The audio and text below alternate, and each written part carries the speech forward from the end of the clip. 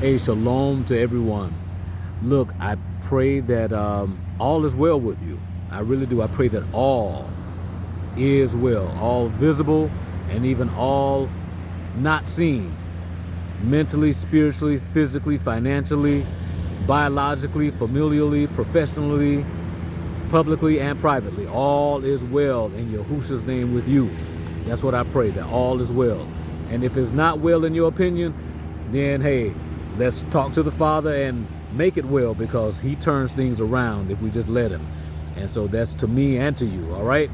Look, I pray that you can hear me well enough. I've got beach waves crashing behind me because today I ventured out to the beach. It's overcast, a little muggy, but still you need on like a hoodie like I have on. But there's a spot that I like to come to right at the point where Santa Monica and Venice Beach come together. And so there's a guard shack where I like to kind of post up when I'm out here. And I have not done this in probably about a year and a half, but I'm out here now. You all, let's get into something. If you don't mind, let me read into your hearing Yirmeyahu, also known as Jeremiah, chapter 24. And let's look at these figs, these F-I-G-S, these figs for a moment. And let's go wherever Yahuwah takes us. But there's a point to this. Yirmeyahu, Jeremiah that is, chapter 24. And here we go. And I'm reading from the Sefer for this one. Yahuwah showed me, and behold, 2 baskets of figs were set before the temple of Yahuwah. After that, Nebuchadnezzar, king of Babel, had carried away captive Yirmeyahu, the son of Yahuyakim, king of Yehuda, and the princes of Yehuda, with the carpenters and the smiths from Jerusalem, and had brought them to Babel. Verse 2. 1 basket had very good figs, even like the figs that are first ripe, and the other basket had very naughty figs, which could not be eaten. That's how bad they were. They could not be eaten. They were so bad. Let me read verse 2 again. 1 basket had very good figs, even like the figs that are first ripe, and the other basket had very naughty figs, which could not be eaten. They were so bad. Verse 3. Then said Yahuwah unto me, What do you see, Yirmeyahu? And I said, Figs. The good figs, very good. And the evil, very evil, that cannot be eaten, they are so evil. Verse 4. Again, the word of Yahuwah came unto me, saying, Thus says Yahuwah, the Elohai of Yasharel, like these good figs, so will I acknowledge them that are carried away captive of Yehuda, whom I have sent out of this place into the land of Kasdaim for their good. Verse 6. For I will set my eyes upon them for good, and I will bring them again to this land, and I will build them and not pull them down, and I will plant them and not pluck them up. Verse 7. And I will give them a heart to know me, that I am Yahuwah, and they shall be my people, and I will be their Elohim, okay, or their Alua, for they shall return unto me with their whole heart. Verse 8. And as the evil figs, which cannot be eaten, they are so evil.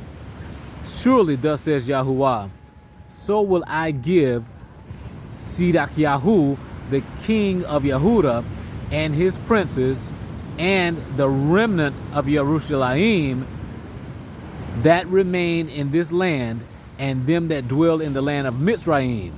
Verse 9. And I will deliver them to be removed into all the kingdoms of the earth for their hurt, to be a reproach and a proverb, a taunt and a curse in all places whither I shall drive them. Verse 10.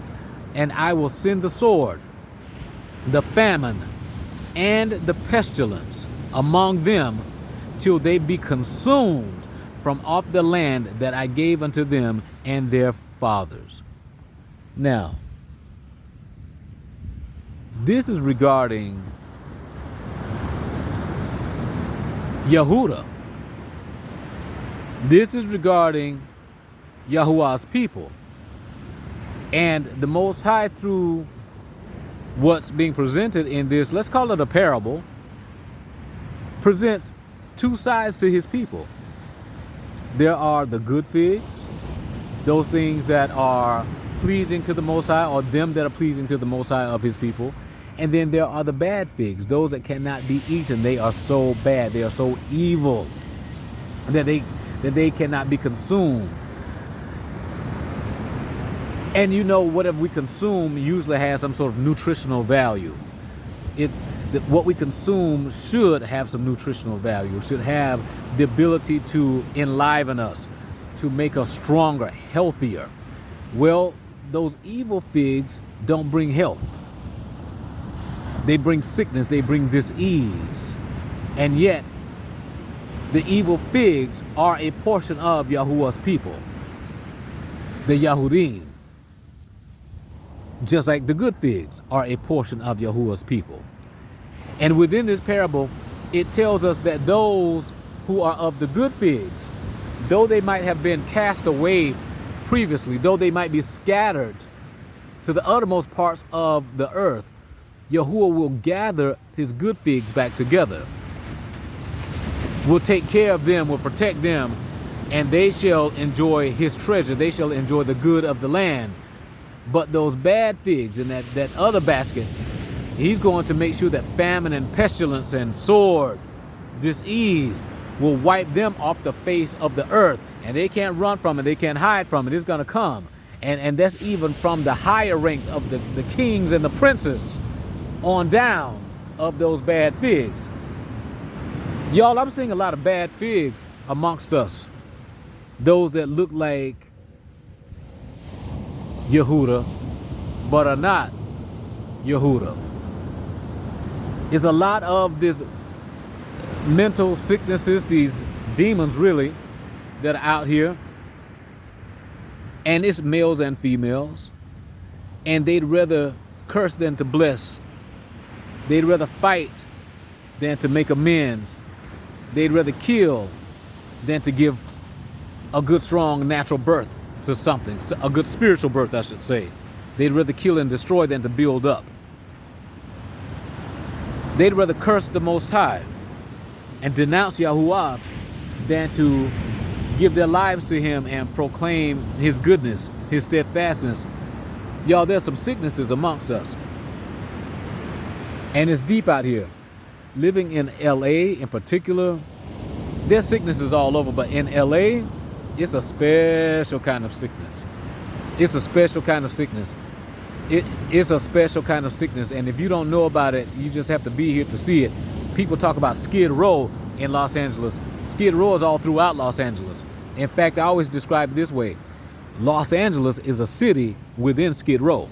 It's not the other way around, where Skid Row is a portion of Los Angeles. No, Skid Row is scattered throughout Los Angeles. Los Angeles is embedded within Skid Row. People call Los Angeles, Los Angeles, they actually call it the city of lost angels. And you can see it, it's like a lot of fallen angels are all throughout here. And it's all about the sex appeal, but the sex has death connected to it. I mean, like immediate death in lots of cases. Spiritual death, mental death. There's a lot of the drug appeal. You've got the music industry with all of this wickedness out here. You've got the adult film industry with all of its wickedness out here, though it's scattered around a bit more, but it was prominent out here, especially when I was growing up. This was the main area, but now it's all over, but still it's deeply rooted out here. You still got Hollywood out here, Hollywood, you know, the roots of that are out here. You've got this whole me culture out here, you know, look at me, you know, it's all about my body, my physique, my appearance. I mean, people literally just constantly in their phones, on their mirrors, and it's about what they look like. They don't even watch their own children.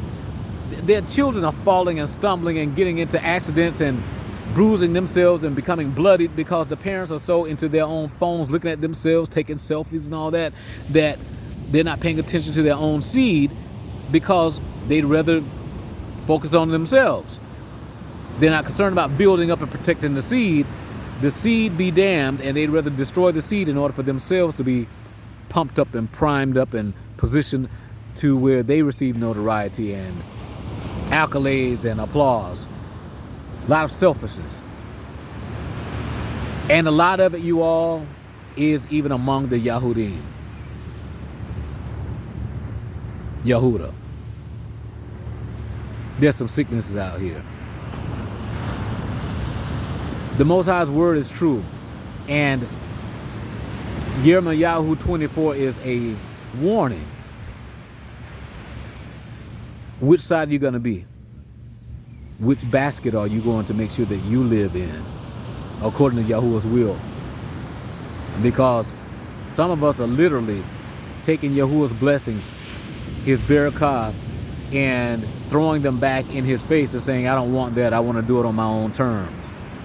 And that's where you end up getting destroyed. We all get pressed to some degree. We all go through some things. I do, you do, we all do. But he told us to press toward the mark for the prize of the higher calling, which is in Yahushua HaMashiach. Press toward the mark. That means that you might have to lean in harder. You might have to push a bit harder. You might have to endure a little bit longer, a little bit harder. It's a press. But those that come to him, he will in no wise cast out. So if we go to him and say, Father, I need the strength, I need the ability, I need the fortitude, I need the wherewithal to press. Show me how to press to get to this prize. If it's in his will, he'll give it to you. He told us all we have to do is ask. So which basket are you going to be in? Are you going to be a good fig? Or are you going to be a naughty fig? The naughty figs get burned up. And we see it happening. You all, love you. And I pray nothing but Yahuwah's best for all of us. We've got to come together on one accord in one basket. We can't have one foot in one basket and another foot in yet another basket. No, it's one or the other. And that's it. Hallelujah in Yahushua's name. Choose ye this day which basket you're going to be in. In Yahushua's name, so be it and so it is.